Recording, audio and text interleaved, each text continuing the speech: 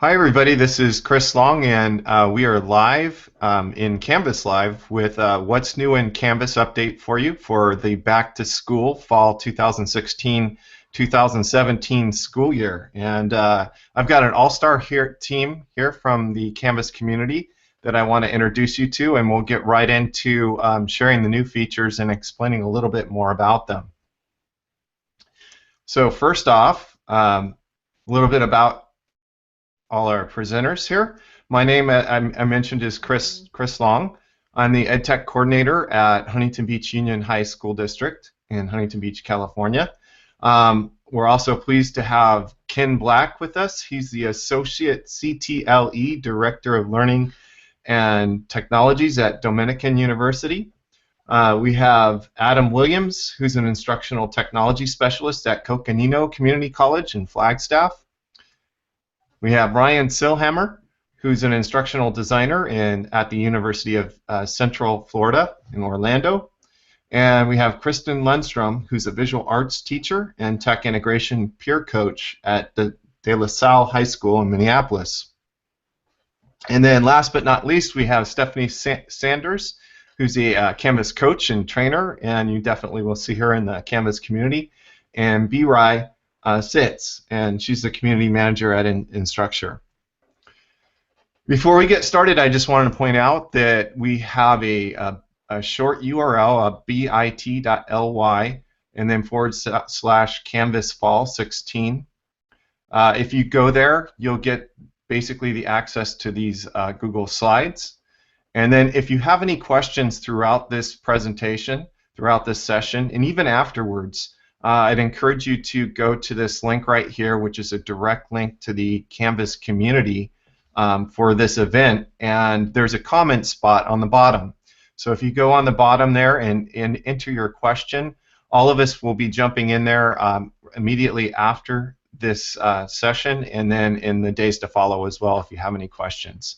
There's also going to be a question URL on the Google Slides that you might see. We'll also check those, but their number one suggestion would be to put them in the community. And without any further ado, we're going to get started with, I believe, Adam, who's going to talk about students who've gone bye-bye. Hey, everybody. All right. So, yeah, we're going to talk about concluded enrollments and deactivated, formerly known and sometimes still known as inactive enrollments.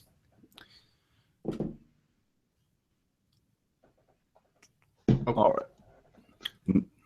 Okay, so let's just take a minute to talk about what this is anyway. Deactivated enrollments was a feature idea from a self-described new Canvas customer who was, quote, struggling to find a system that would allow us to completely remove the ability for a student to access a site, but allow the instructors to view the activity. So from the description in the January release, which you can see right here, Canvas aimed to provide precisely that functionality. I think it's good to take a brief history of a feature look at this. So this is a recap of the evolution of the idea from the initial proposal up to the beginning of summer. Also, as a side note, I think this is an excellent example of the feature idea process in the community pretty much working exactly as it was designed. So a new customer to Canvas has a need, writes an excellent feature idea proposal. Many existing customers supported the idea, and the idea garnered 214 upvotes and 0 downvotes in a 3-month window. So all that happened in that April 22nd to May and November time period. The idea went into development in November, and then we got our first look at it in production roughly 2 months later. And over the course of the next few months, we saw several releases worth of enhancements and bug fixes. You can see those in the next few links there. Each of those is a link to the release notes where you can go read the iteration on the feature. And after that, we all went on break, summer break, or at least some of us did. So this is what summer was like for some of you, and this is what I imagine summer was like for Canvas.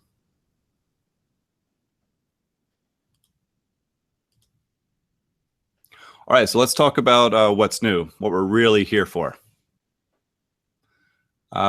With the last 4 releases, we now have just about everything that we've been asking for from this feature. So the gradebook defaults to not showing these students, whether they're concluded or deactivated. There are settings for both enrollment types to show them in the gradebook if you want to see them, and SpeedGrader. And those toggles persist across sessions. The students are labeled in the gradebook and SpeedGrader for easy recognition, and submission downloads are included for inactive and concluded students. And the gradebook export will respect your gradebook settings. So let's take a look at how this plays out inside of Canvas.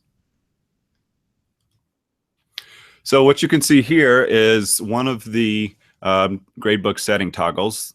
I have the show inactive enrollment setting toggled on, and you can see over on the left that the student has a label beside their name. So the same thing would be present for the concluded enrollments as well. And if you did not have either one of those set, then we would see what, right. So without the check marks, then they are not shown in the gradebook. And this is what you see by default when you load your gradebook. So you have to choose to turn those on if you want to see any of those enrollments.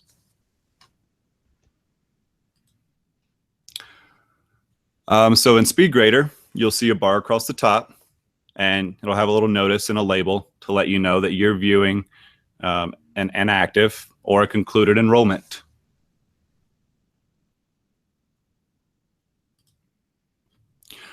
Here are some relevant links, and I may have glossed over it in the what it is thing, but this is a perfect feature for those who have financial aid reasons for concluding an enrollment or deactivating an enrollment, but still have a need from an administrative or faculty standpoint of needing to be able to see when that student logged in is a big one. This is why we implemented it, so that we could see last date of activity, but the student's access to the course was restricted. So if you haven't checked out this feature and you have that need, I would highly recommend you go look at it. As you've seen, they've done a lot of work on it. It's been polished, and I think at this point, you should have no concerns with using it. Awesome. Thank you, Adam. And next, I get to talk about how SpeedGrader went to the spa. And I think the clever title there is just basically to say SpeedGrader got a little bit of a facelift over the summer, which makes it a little more user-friendly and zippier. So let me show you what it used to look like. So this was SO 1.0, as I'd say, and the problem with the layout here, that a lot of us who had a lot of students grading, we understood that, like, we were constantly going back and forth diagonally in these patterns shown by the red arrows in our SpeedGrader as we would go and grade student assignments.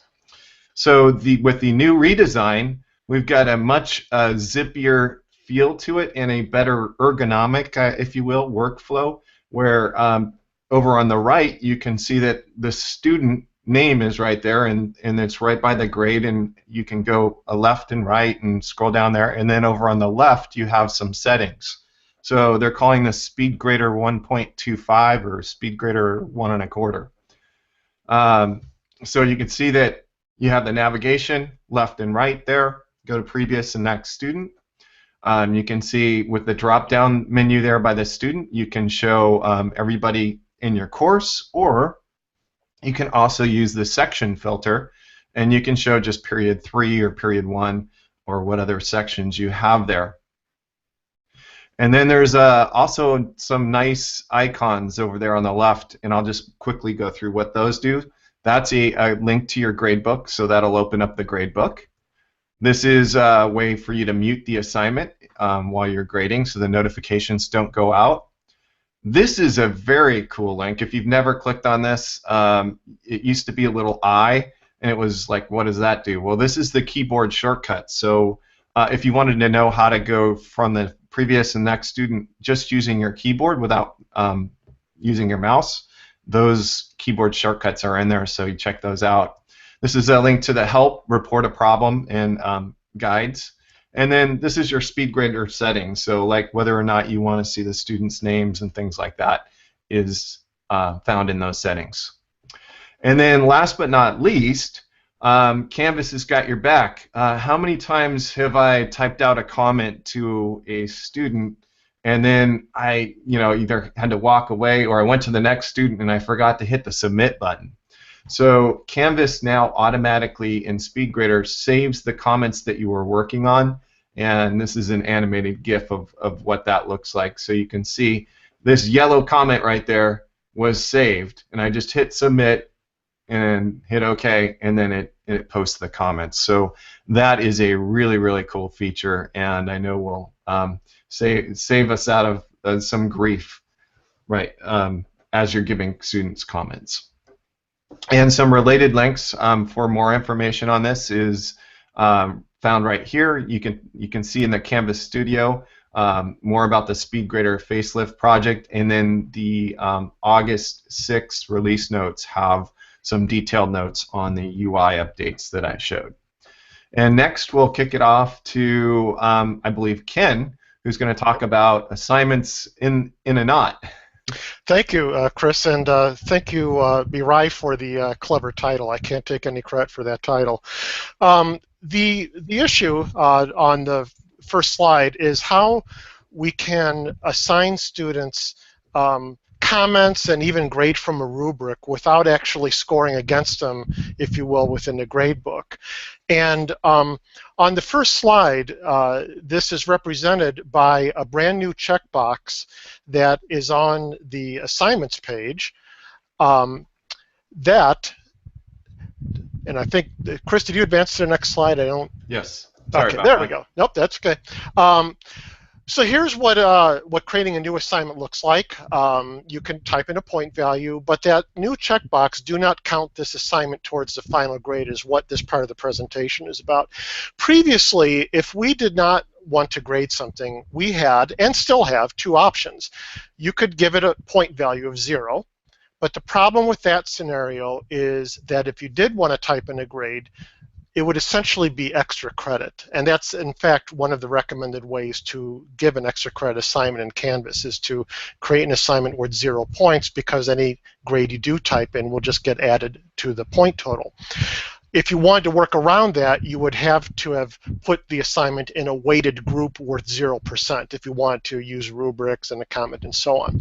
The other way to create an ungraded assignment is from that display grade as drop-down menu. There is the option to indeed make something ungraded, and a lot of faculty use that, for example, for reading assignments, because an ungraded assignment will still put it on the syllabus page, but it will not create a column in the grade book, which is good because you don't want to grade it, but again, you could not grade the assignment. So what if you would like to have students go through like a trial run or a proof paper, a draft paper, do all the grading, but not have it actually count? That's where that new checkbox comes into play. Do not count this assignment towards final grade. And in keeping up with the not theme for this part of the presentation, this new checkbox is not applicable to graded discussions or quizzes. It is strictly going to appear on a regular assignment that you add. Okay, so head on to the next slide, Chris. And here we have a class where I presented 4 sample assignments, a regular graded assignment that we're all used to in Canvas. An example of an ungraded assignment is like a chapter reading. That will still appear on the assignments page. This is a screen capture of the student's view from the assignments page.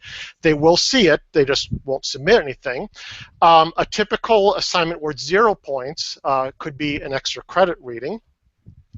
On the other hand, one featuring the new feature is, for example, this first draft of a project. And notice that they do see it as a regular assignment. In fact, if they're not looking carefully at the grade view, which we'll get to later, they will see that, in fact, it's worth 100 points. Although when they actually get to the assignment, it's not worth anything really towards the final grade. So the important thing to realize is the student still sees this from their view of the assignments page, all variations of it, 0 points, ungraded, and so on. So okay, go on to the next slide. And what does a student see on the syllabus page? Well, again, good news, everything. So they still will see each of these as something that does have to be done.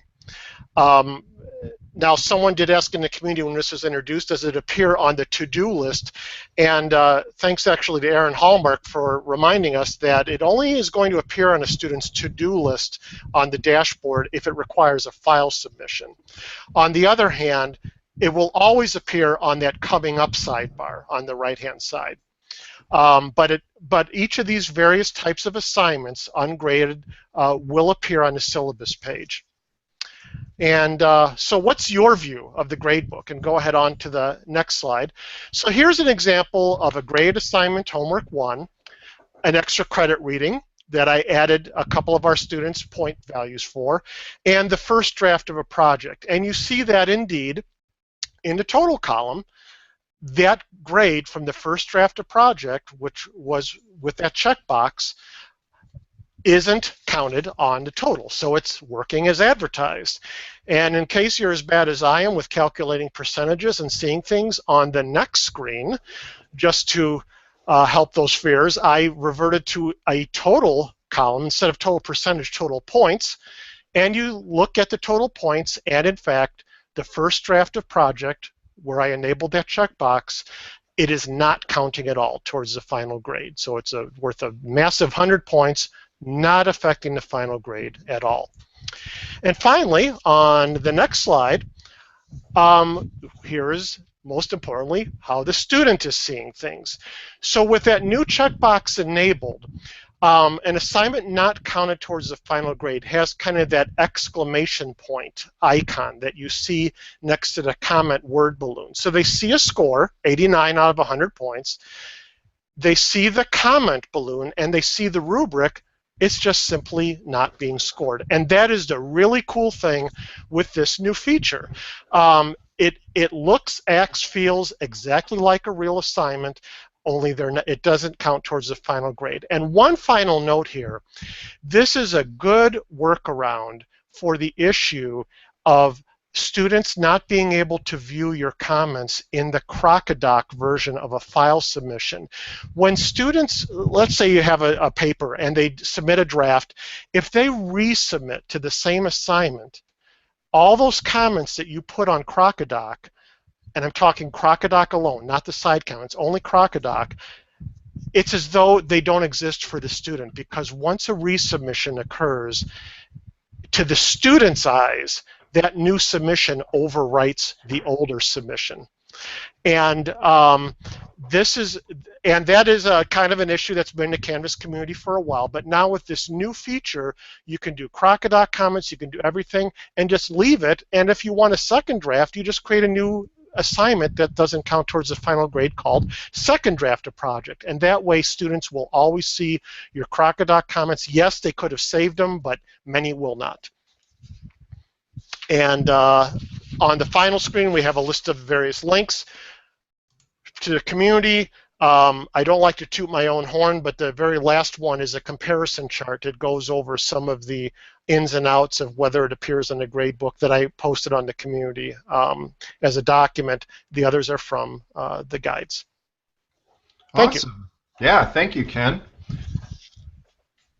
Okay, and next up, we're going to get mobile. And Ryan's going to take us through a quick tour in FAQ, or not a FAQ, but a quick update on what's been going on in the mobile world at Instructure.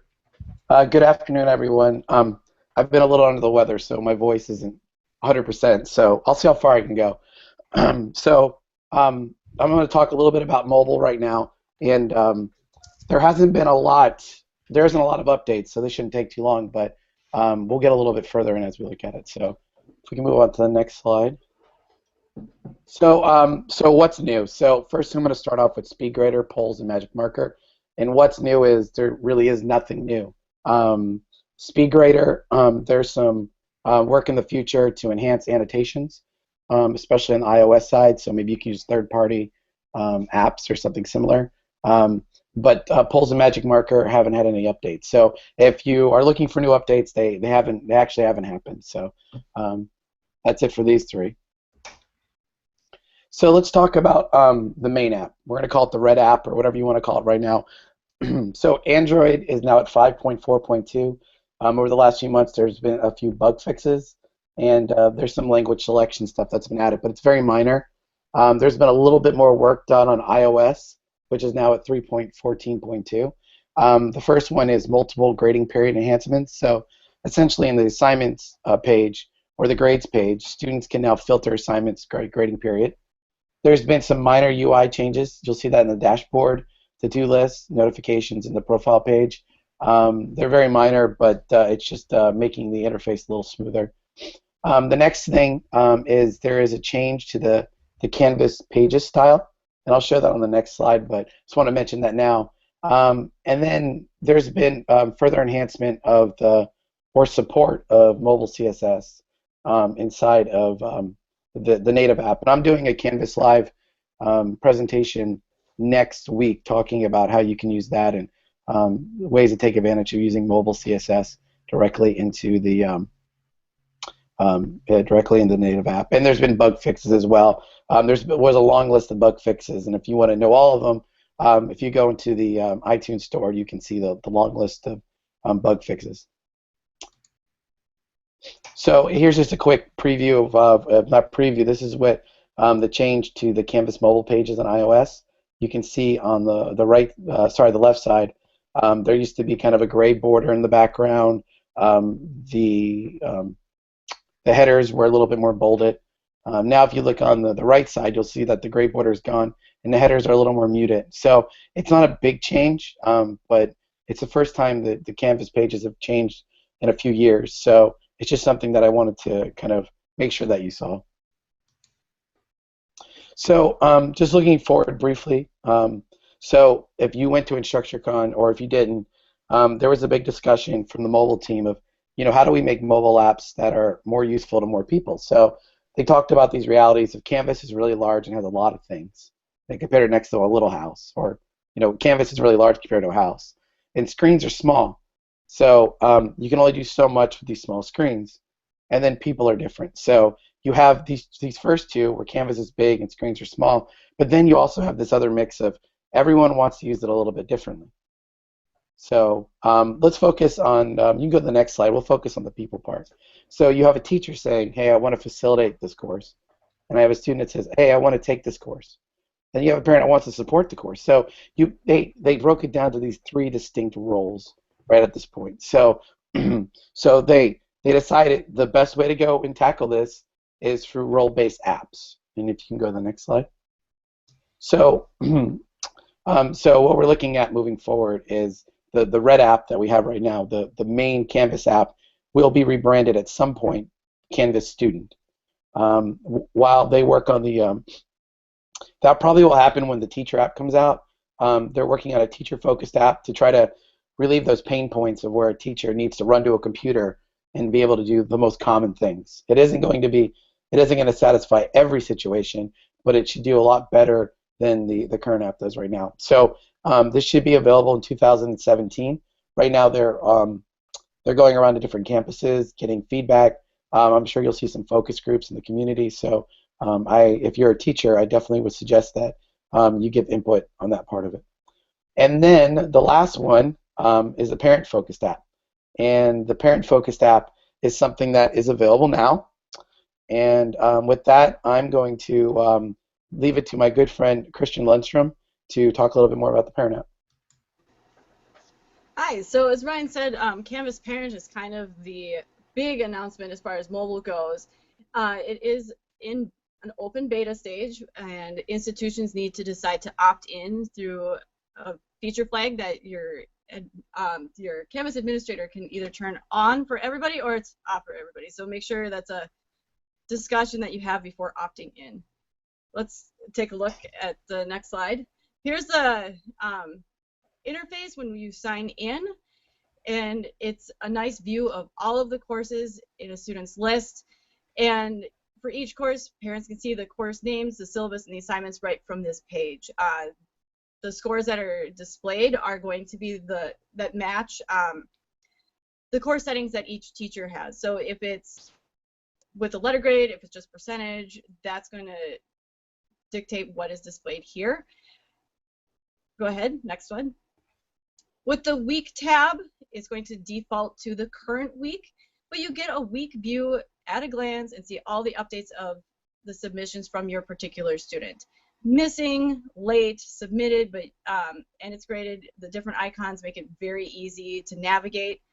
The feature that I like the most from the week tab is the fact that any Canvas parent user can create a reminder for their specific device to talk to a student about a specific assignment, and that is completely independent from what the students interact with on their sign-in. And then with the alert tabs, parents can set reminders for specific assignments or events, like I mentioned, but you can also create thresholds. So you can get an alert for one student if their grade in a particular class, say, goes below 80%, or it goes above a 95, because you want to give them, you know, some really great compliments, say, hey, what's going well, tell me about what's going in class. And you can customize a bunch of these different alerts for each student. So it's not based on the decision for the app, it's decision student by student basis. Okay. Hey, Kristen, while I have you here, I'm going to go back a slide. And I know this was one of the pain points for our parents with Canvas, is switching between students. And I noticed in your picture here you have 3 students. Yep. Can you tell us a little bit about that experience? To add in another student wasn't too hard, but the people that we've tested with so far haven't had multiple students, but when I've played with it, to slide between those 2 students, or the multiple students, you need to be really deliberate about where you're going. Okay, so you can just select what student, and then it filters just for that student. Yeah. So that is awesome. Yeah, it's like a carousel of students loaded at the top. So it has a lot of potential. There is a focus group that is open in the Canvas community. There's a few of us who already joined in, but the more the merrier. We want feedback. Okay. And I want to troubleshoot with other people. Thank you. Thank you very much. And next we have Stephanie, who's going to talk about dashing dashboards. Thank you, Chris. Yeah, the next new item we're going to look at is images for course cards. Teachers now have the ability to add images to the course cards that appear on dashboards for those courses. And as you can see on this slide, GIFs do work as uploaded images. Animated GIFs even. Woo! Animated GIFs, isn't that awesome? Now, the ability to add an image to a course card, it's a feature option. And that feature option needs to be enabled at the account level. And the 2 available settings for the feature, well, the 3 is off. The other 2 are on or allow. If that feature is set to allow at the account level, then the teacher needs to go into the settings for the course and scroll down to feature options in order to turn this feature on. And once the feature is enabled, the teacher uploads the image through course settings. Now, I want to mention, because it's something that's been getting a lot of chatter lately, I want to mention the color overlay that appears on the course cards. Color picking for course cards is a user-dictated preference, and the colors that a specific user picks for the course cards tie into the calendar. So the colors that are chosen are consistent across both of those places in Canvas. Now, what you might not know is that the colors for the course cards are not only customizable from the dashboard, they're also customizable in the course calendar. So realistically, what that means is that your students might not even be looking at the image you chose when they pick the colors for their course cards. That means they're not necessarily going to be thinking about how well your image is harmonizing with the color that they've chosen. And the reason I mention that is because as soon as I saw this feature in beta and I started playing around with the images that I was uploading and how the color overlay looked on the images, I realized that black and white images work really well. So personally, I've been limiting my choices to line drawings and to bold black and white graphics, which to my eye look even better if you can find a good one for your course. Now, regardless of what dimensions you choose for your image, the course card is going to display the top part of the image. So when you're selecting your image, focus on the top of your image. Try to find an image that is consistent with the dimensions that are set forth in the guide. So now we're going to see what it looks like.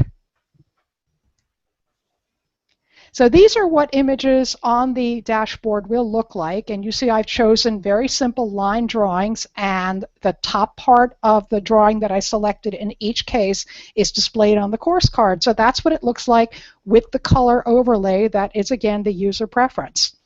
And I have included on my next slide the links to the Canvas guides. So you can see there are the two that are available for instructors, and then for admins, how to enable this feature option.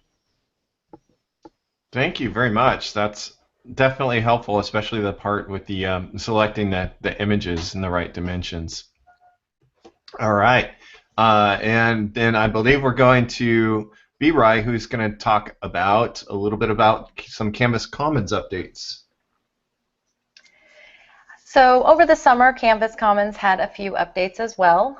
Go ahead and go to the next slide. One of the biggest changes that we saw with Canvas Commons is the introduction of groups and consortiums. So groups is where you can share resources within an institution. So this was formerly known as sub-account sharing, but due to the fact that sub-account sharing sort of limited your sharing to the sub-account that you were in other words, you couldn't share up a sub-account. And there were some limitations there. They decided to create group functionality in Commons, which basically means you can add people to a group regardless of what sub-account that course exists in.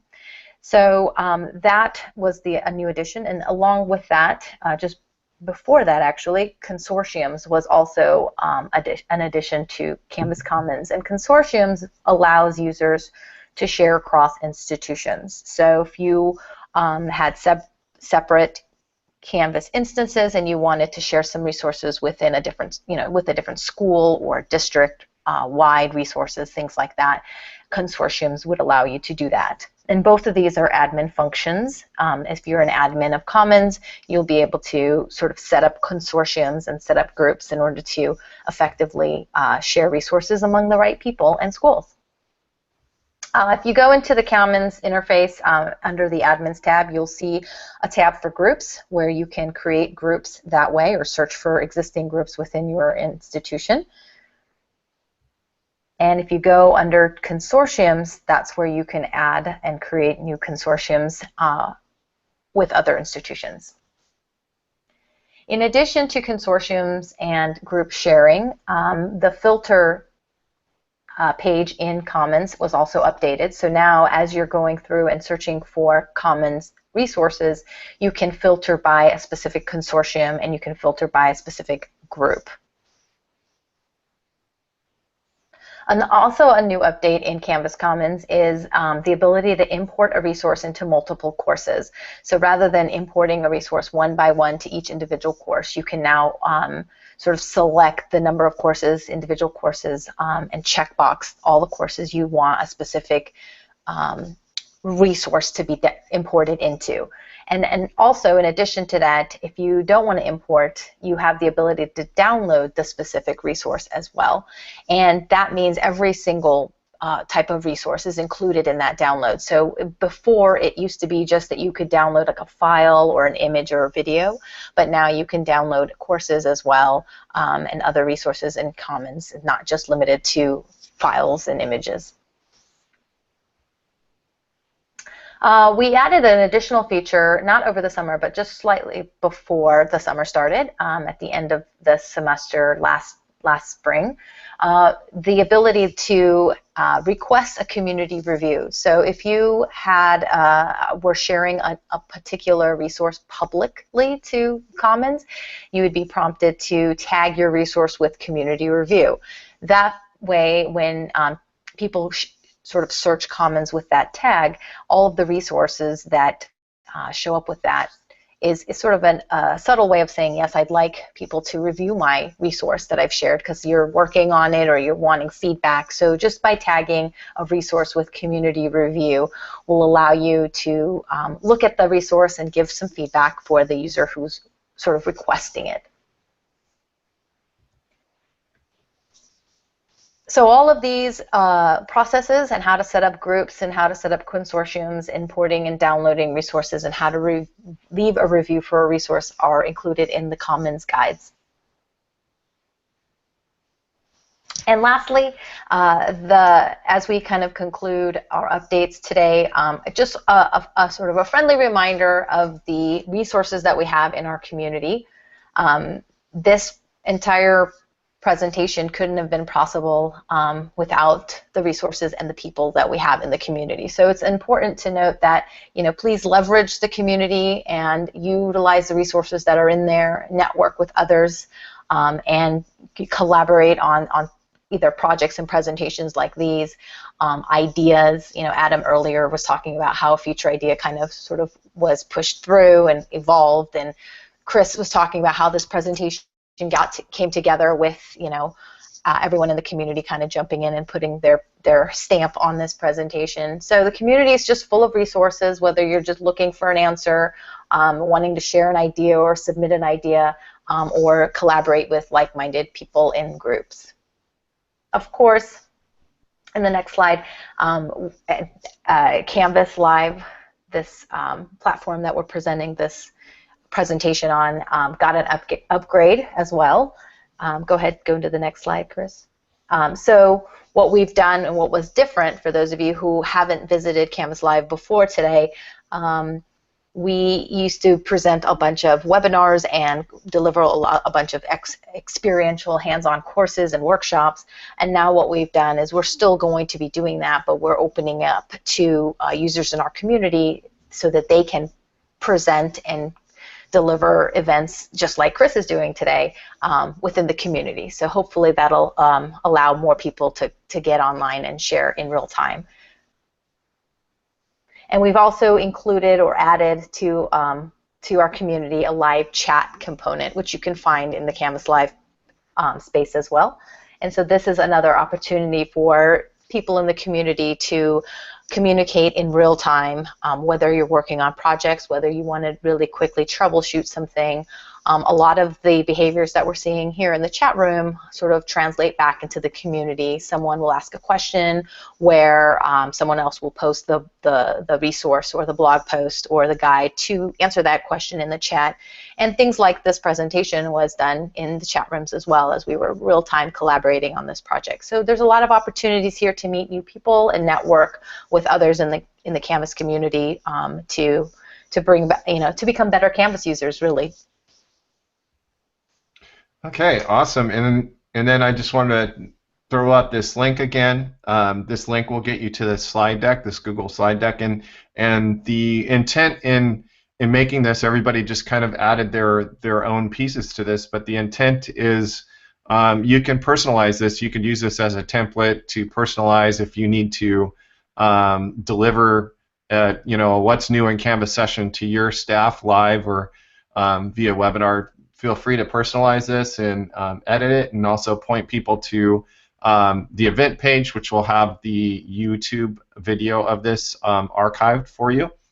And I just want to thank all the people for collaborating with me on this. It was really awesome and much better than something that I could put together myself. At this time, I think we might have some questions that we can go to. I'll have to rely on my team to be looking at those questions and letting me know if there's any questions we want to address, because my 2 screens are maxed out here. So what are you guys seeing in the community? So there's one for you, Chris, about is there any way to use preset feedback in SpeedGrader? Okay, yes and no, but it's not a built-in feature in SpeedGrader. But you can you can add an extension to your browser that basically saves some comments, and you can use like keyboard shortcuts to do that. But it's not quite there in SpeedGrader.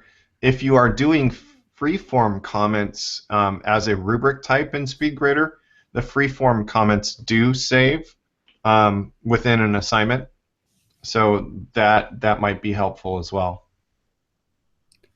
And then there were two that came in about assignments and a not, and Ken was quick to answer those in the community. But just for the recording, someone asked if ungraded assignments appear on the calendar, and the answer was yes for both the students and the faculty. And then someone else asked a question about how these ungraded assignments show up in SIS systems, student information systems, when you pull grades from Canvas. And that one's we're just not able to answer, I don't believe, because it's going to depend on exactly how that is set up for you at your institution or your organization. Anybody else want to give any more information on that? Yeah, that was something that I was wondering about as well, and we're just going to have to keep an eye on that, and because we use a system where we take the APIs and display that in a portal system, and then it goes to our SIS. So we'll be keeping an eye on that and making any adjustments that we need to on that as we start seeing teachers use that function. And then Ryan, if people have feedback or would like to follow the progress of the mobile apps, do you have any helpful links or places they could go in the community to see what's going on and leave comments? Yeah, I would suggest that if people want to follow the app, that they join the Canvas mobile user group, also known as CMUG, inside the Canvas community.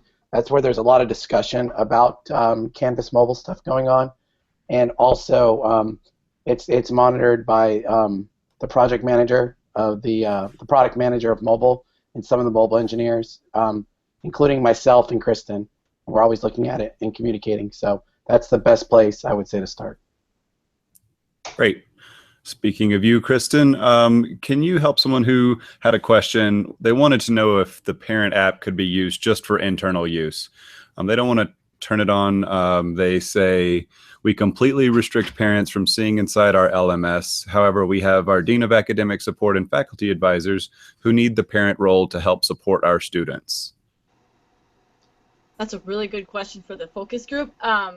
We first tried playing around with our beta instance, but if it's on forever, if you turn it on in the LMS, everybody who could possibly sign up as an observer could also then sign up using the app. All right. And there is a limit of only 12 people right now. The app will only support up to 12 students, so there are limitations there as well. Okay. B-Rai, it sounded like someone had a comment about accessing Canvas Commons in the Free for Teachers. Do you have any other information about Commons inside the Free for Teachers?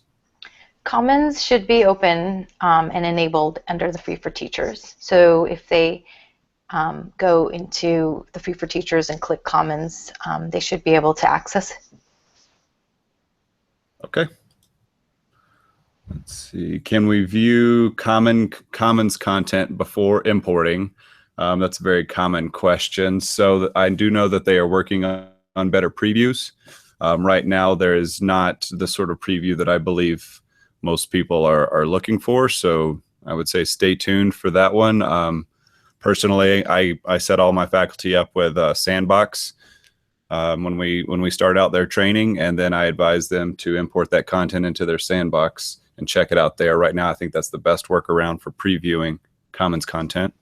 There are some previews are available, like so if you're previewing a video, if you're previewing an image or a document, those are available within the Commons interface. Great.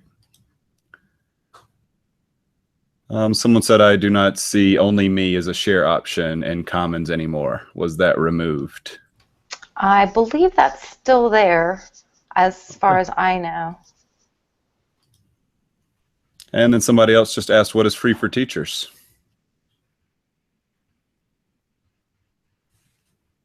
Does anybody want to take that one? Sure. A Free for Teachers account is an account that teachers can leverage Canvas without being associated with an institution. It's sort of a testing or trial account that you can leverage.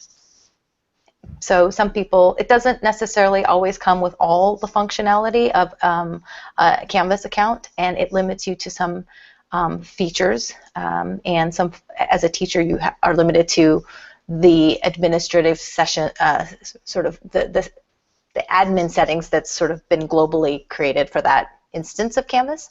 But in other words, a lot of people use it to as a sandbox if they wish. Yeah, I know we. That's kind of how we got started on Canvas. Is a couple of us were using the Free for Teacher accounts. You could just go to Canvas's website and hit try Canvas, and we actually ran whole classes through that, and we were a little worried, is this going to be free forever, and is there limits of like how many classes we can do? And they assured us no, it's free. You can run your class through it, and we liked it enough to adopt it. So it's a great way to get started. That is all the questions that I could find. Okay. Well, again, thank you, everybody, and we'll be checking in on the event page in the next couple of days, and we get notifications in the community when somebody puts a comment there. So if you have any further questions, please feel free to post them in the comments area. And I guess that's all for now. So we'll sign off and have a great back to school season, and enjoy the new school year.